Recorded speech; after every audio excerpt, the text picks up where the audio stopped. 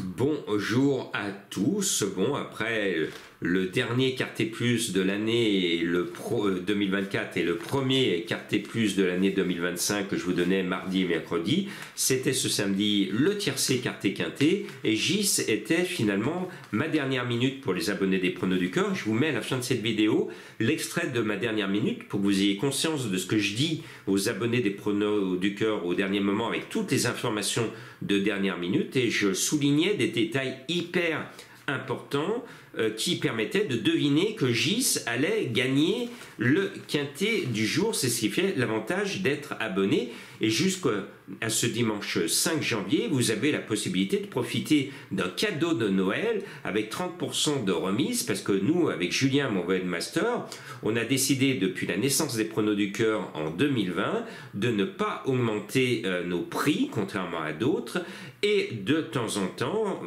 une ou deux fois dans l'année maximum, de vous accorder une remise pour essayer de faire baisser les prix alors que dans notre société moderne tous les prix augmentent. Eh bien nous on fait marche arrière contrairement à l'inflation qui nous perturbe tous et qui plombe notre porte-monnaie. Donc on fait des écheurs et vous avez dans cette version plein de bonnes informations. Bien, ce dimanche, on va à Vincennes avec un cheval qui me plaît bien, Jacques Tonic, le 7, c'est un 6 ans, c'est l'écurie du Val d'Estaing que l'on aime bien, donc je le mets en tête, c'est un petit jeune, lui qui se bat contre les meilleurs de sa génération, et il s'en prend des claques contre les meilleurs. Mais là, pour une fois, il est face aux vieux, donc ça devrait aller beaucoup mieux pour lui. Et puis, l'entraîneur Reden, ce viking qui vient du nord de l'Europe, il nous en met deux. Et forcément, je mets en priorité le 13 Bengan mené par la star Jean-Michel Bazir. Mais tout de suite derrière, je mets le 15 Indie Rock, son compagnon d'entraînement, parce que les deux se valent. Et bizarrement, le 13 est annoncé à 8 contre 1. Et le 15, qui a strictement la même chance théorique selon l'entraîneur, est annoncé à 30 contre 1. Va comprendre Charles. Point de suspension. Donc, si on voit le 13, on est obligé de voir le 15. Et moi, ce 15, avec celui que je surnomme avec beaucoup d'estime le PP, à cause de ses initiales PP, Paul Ploquin, eh bien, je pense qu'il peut troubler la logique, parce qu'il ne faut pas croire que ce dimanche, on aura les 5 favoris de la presse. C'est possible, parce qu'il y a beaucoup de favoris au départ, donc on devrait avoir, j'ose espérer, une course logique. Mais là, j'ai cherché la difficulté pour essayer de trouver des rapports un peu plus croustillants. Et puis, je reviens devant, en première ligne derrière de Tostar, avec le 3, Edic Gemma, qui est un amour de cheval, il a tout pour plaire, Marc Sassier est confiant, moi aussi, Benjamin Rochard est aux commandes, tout va bien. Et puis, Happy Danica est le cheval de Madame Colombo, ce 1, et le chouchou, l'idole de l'entraîneur driver Garando, c'est son champion, plutôt sa championne. C'est une très très belle histoire d'amour entre eux et Happy Danica fait vivre de grands moments à son entraîneur qui n'a pas une écurie classique comme les grosses écuries. Ben, moi j'aime les contes de fées et j'espère de tout cœur que Garando va encore en profiter et peut-être aller voir ensuite au niveau supérieur parce que Happy Danica est une mère courage qui est appelée à bien vieillir. Le 12, Is No Good Am, annoncé à 40 contre 1. Eh bien, c'est ma découverte. Pourquoi? Parce que le cheval est bon. Il est venu en France pour gagner de l'argent. Sa première course du meeting a été quelque part catastrophique parce qu'il a été mené comme un fou à fond la caisse alors que le cheval arrivait de Suède. Il avait la fatigue du déplacement, le voyage et puis l'acclimatation et puis tout d'un coup il se retrouve au départ, on lui demande à fond la caisse à un tour de l'arrivée et moi je le dis toujours quand on fait à fond et ben on voit jamais le poteau parce que manque de kérosène, le cheval il n'en peut plus. Bien. Gardez vos chevaux, attendez la dernière ligne droite pour lâcher vos chevaux, c'est le conseil que je donne à tout le monde, mais tout le temps, on voit tout le temps des drivers qui partent à fond la caisse. Donc menez plus sagement par un certain Mathieu Mottier. Ça vous dit rien Mathieu Mottier? Tout ce qu'il touche se transforme en or.